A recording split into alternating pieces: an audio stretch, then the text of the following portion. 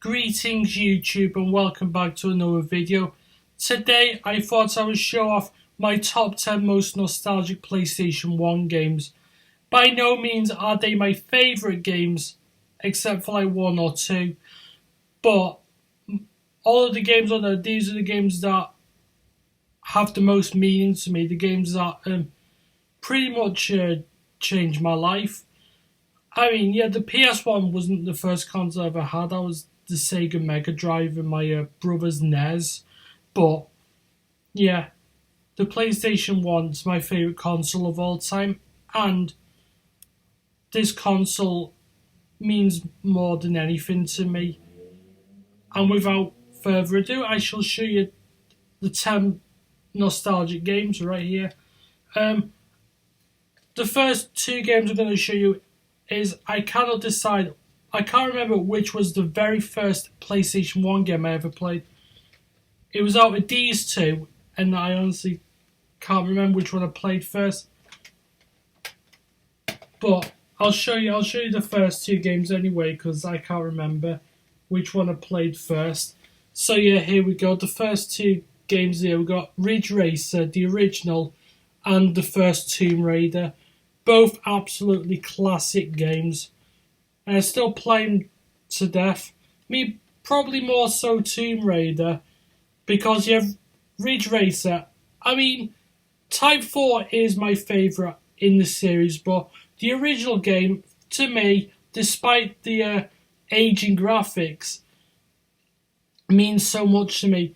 Because when I first played Ridge Racer, the graphics absolutely blew my mind, because believe it or not, I had never, at that time, around like 1999 when I got the PlayStation, I had never seen 3D graphics on a home console. I seen them at the arcade, but since I was at that age, since I didn't really know much about video games, seeing it on your TV at home was just incredible. I mean, yeah, it's aged quite a bit nowadays, but it's still a lot of fun to play. I remember being pretty decent at this one. In fact, I'm probably a bit crap at it now. I've not played it in a while. But I remember at certain times this game was pretty damn challenging.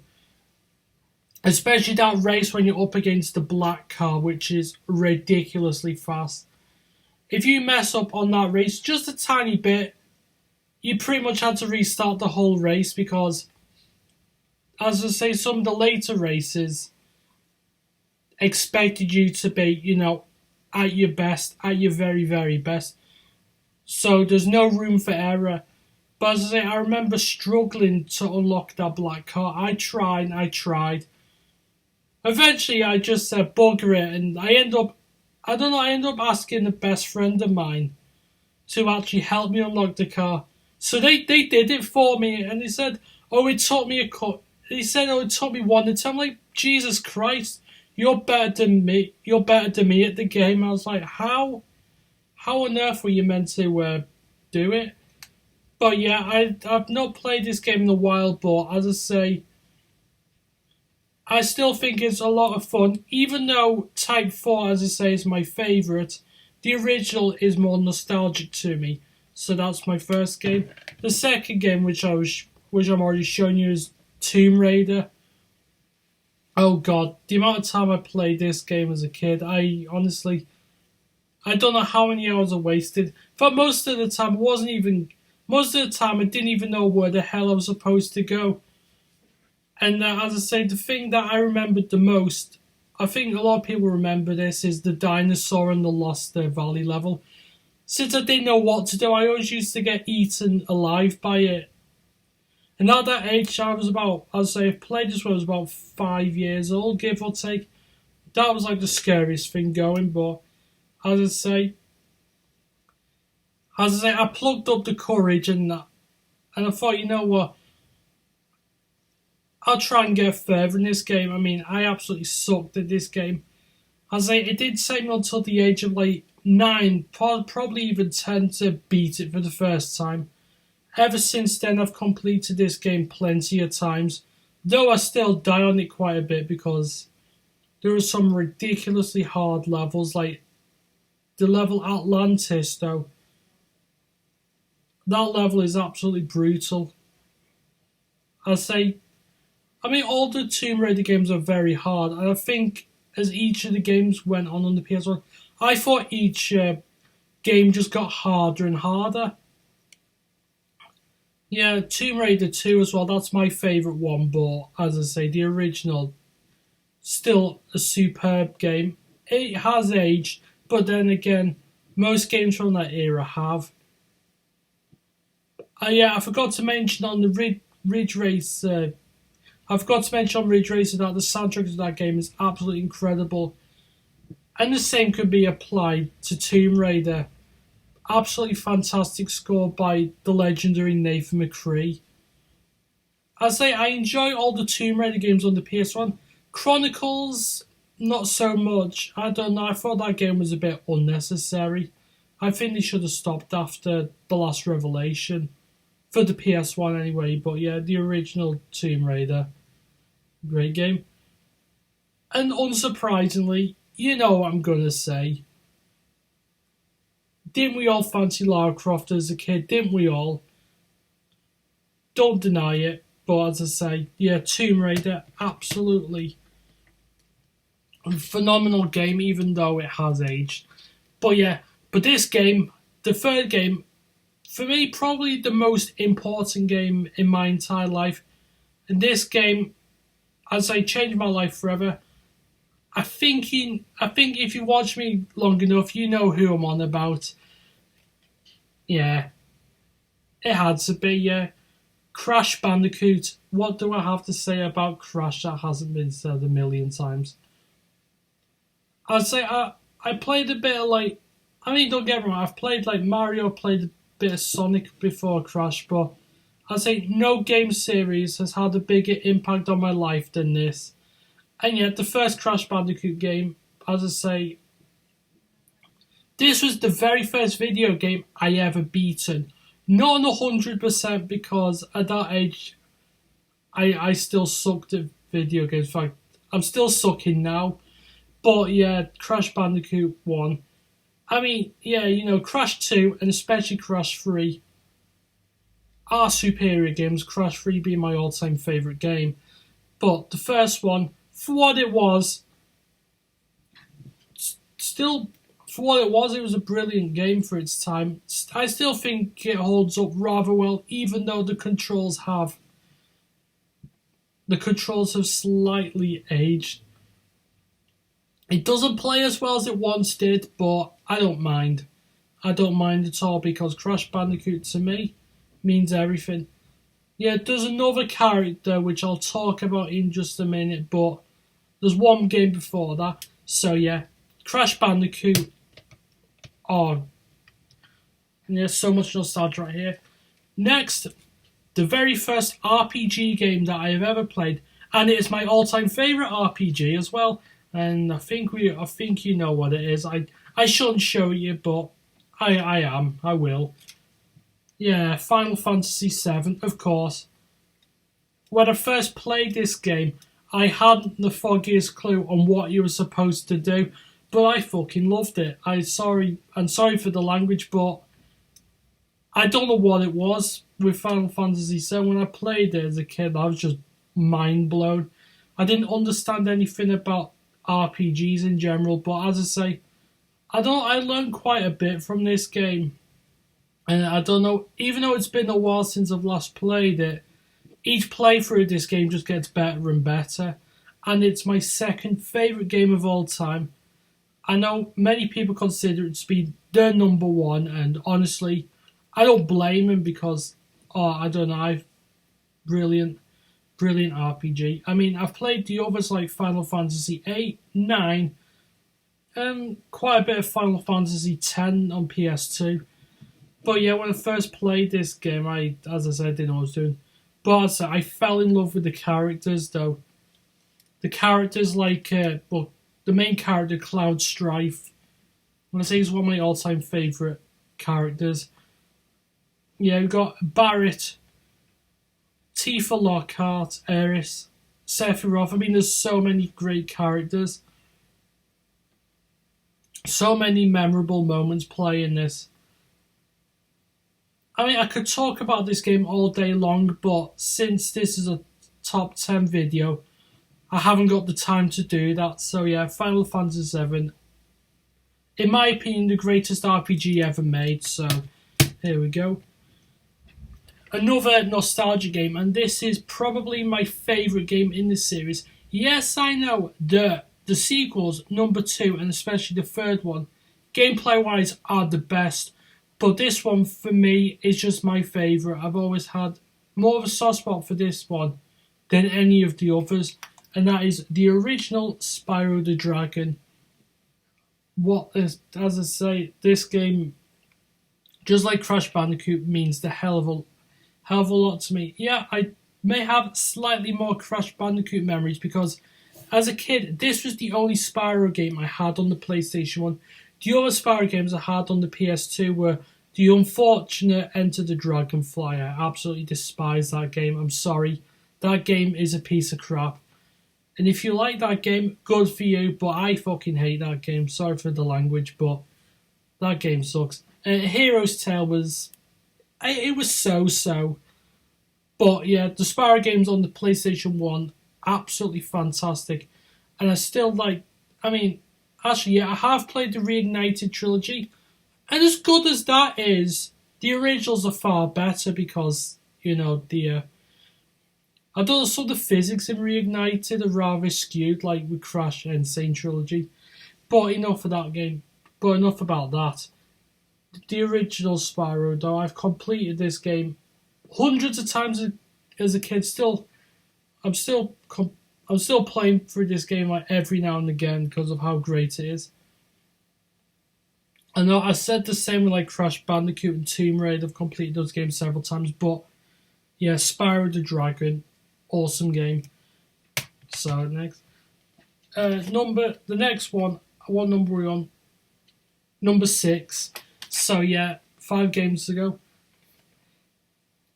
The best fighting game ever made. I know a lot of people say Street Fighter 2, but since this is the PlayStation 1, I think you know what fighting game I'm talking about. Tekken 3. Yeah, this wasn't the first Tekken game I played on the PlayStation.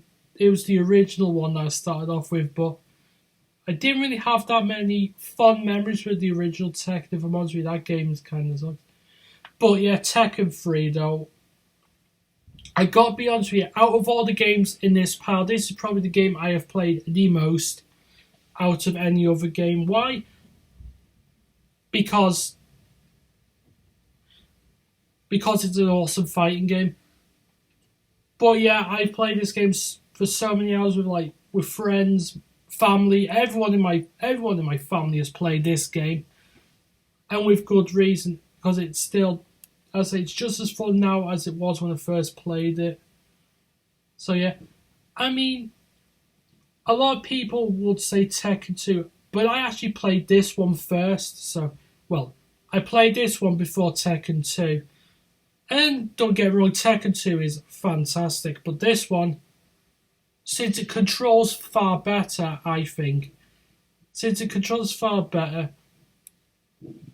and I found it easier to pull off like the combos.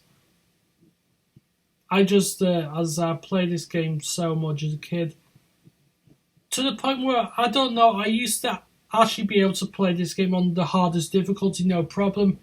I may get my ass kicked now because I've not played in ages, but I'll tell you what, Tekken 3 though, no fighting game in my honest opinion comes anywhere near as close to beating it. Tries he might, but nah, it's not going to happen. Number 7, which is, well, to be honest with you, there's three games in this one, but there is one game out of the 3 that I played a lot more than the others, and for good reason, and that is Die Hard Trilogy. Yeah, when I played this game as a kid, I actually never seen any of. At that point, I didn't see any of the Die Hard movies. Well, up until that point, so yeah, because you had there's 3 different games. honest, yeah, there's Die Hard, the first one where you're in like where you're like shooting like terrorists. I just had to quickly look at the back of the game. I mean, it's like, I don't know how to describe it. It's sort of like a top down first person shooter bit, which I mean I had a bit of fun with it. But there's one out of that one which I played a lot more, which was the Die Hard 2 Die Hard, the one, yeah, the rail shooter one. Where, I mean, I used to play this game with the light gun, believe it or not, but unfortunately I haven't got a light gun, and I know for a fact that light gun games don't work on modern television, so I may have to get another CRT at one point to experience. It's not the same experience that I had as a kid. So yeah, I mean, Die Hard 2, I mean, I played this like to death. And on a good day, I used to be able to complete that, but as I say, recently I tried it and I didn't get very far because, as I say, I'm a bit rusty. I was a bit rusty at the missions, but yeah, the thing that keeps me coming back to is the music, especially on the airport level, which is the first stage on Die Hard 2. There was, yeah, Die Hard with Avengers, the one with the taxi. I gotta be honest with you, I wasn't that keen on that one. That was probably my least favourite of the Die Hards in this game anyway. Not, I'd say it wasn't bad, but it was the first two, especially the second one, where I just played to death. Superb game, absolutely fantastic. There is a sequel as well, which I've never played, so I don't know. Next, we have got one of the most, I don't know, one of the best looking games, if not the best looking game on the PlayStation 1, and probably the most frustrating game in this entire collection, and that is, of course, Rayman. I don't know how on earth did I manage to beat this game. Jesus Christ, this game took me several years to beat because of how difficult it was. Yeah, despite a lot of the frustrating levels in this one, I used to just play this game all the time because of the beautiful visuals and the gameplay, which it still holds up pretty damn well. And you know what? Even to this day, the graphics still impress me a great deal. Yeah, this game, as I say, the difficulty may put a lot of people off, but yeah, and it put me off for the longest time. But that's it. If you ignore some of the frustrating elements of Rayman, you've got yourself a pretty decent platformer. And yeah, while Rayman 2 is the better game, I don't know what it is. I like this one more. Don't ask me why, but I don't know. I've played this game to hell and back. Like I said, it took me a very, very long time to get decent at it. Well, I'm still not decent at it, but I actually managed to beat it somehow. But I say it was, yeah, the ending was a little bit underwhelming, but I was at least happy to actually beat it. That was one challenge, probably one of the hardest games I've ever completed. But as I say, Rayman, superb game. Just that.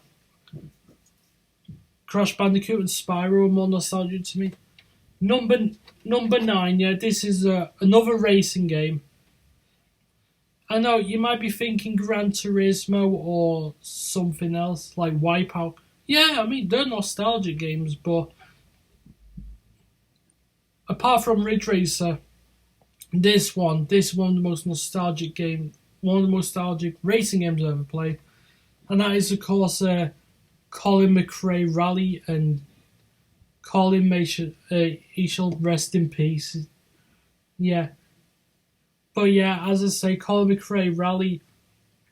Again, another game that I used to play a lot with my brother, and I used to absolutely suck at this game, and I still do. But I don't care. I just like I just like messing about with it. I used to like putting the cheats on this game because this game had some funny cheats where you could drive around like as if your car is jelly. You could like There's so many awesome cheats in the game. You can make like the commentator's voice dead squeaky. Yeah, I know. Some of the stuff you can do. It's similar to that Formula One game where you can like mess about with Murray Walker's voice. But yeah, absolutely superb racing game. I played it again to see if it holds up very well, and it most certainly does. There is Colin McRae Rally 2, but I gotta be honest with you, while I don't own that game anymore, I didn't enjoy it quite as much as this one. As I absolutely love the vehicles in this game as well, especially the one that you can see on the front, which is the Subaru Impreza WRX. Yeah, absolutely fantastic car. I mean, in fact, Colin McRae right here, he was one of the reasons why I was a fan of rally as a kid. I don't really like rallying as much nowadays, but I'd say whenever the WRC was on TV, I used to like watch it mostly for him, as well as some of the other racers like Petter, some of the other drivers like Petter Solberg and Sebastian Loeb. In fact, I think has Sebastian Loeb retired? I don't know, but yeah, they would say great rally drivers, absolutely fantastic. So yeah, the last game. I mean, this isn't my original copy because I end up losing that. But yeah, the last game here is, I know it is Grand Theft Auto, but yeah, this is the collector's edition. I actually didn't have the collector's edition as a kid. I just had the normal standalone original Grand Theft Auto. Yeah, yes, I will admit the Grand Theft Auto games were far better in 3D.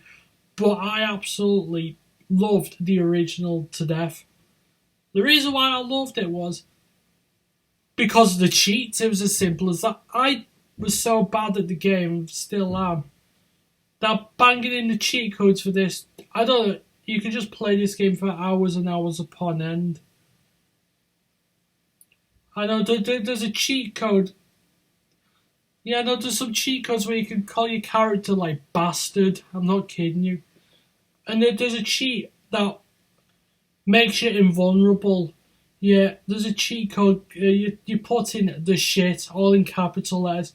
You put in that you're pretty much unstoppable until either you drown in water, get killed because of the railway tracks. Yeah, you get electrocuted. And so you can get away with a lot of stuff until you get busted or wanted. Yeah, I'd say this was another one of those games where time was just wasted. Going about messing about. Because honestly, I couldn't be bothered doing all the missions because a lot of the missions were just too hard. So I just thought, you know what, it's more fun just banging in the cheat codes, doing whatever the hell you want to do. I still like this game even though it's not perfect at all. So, yeah, I shall wrap this video right here. I hope you've enjoyed this video. Please share and like or whatever you want to do. And I shall see you very soon. Take care.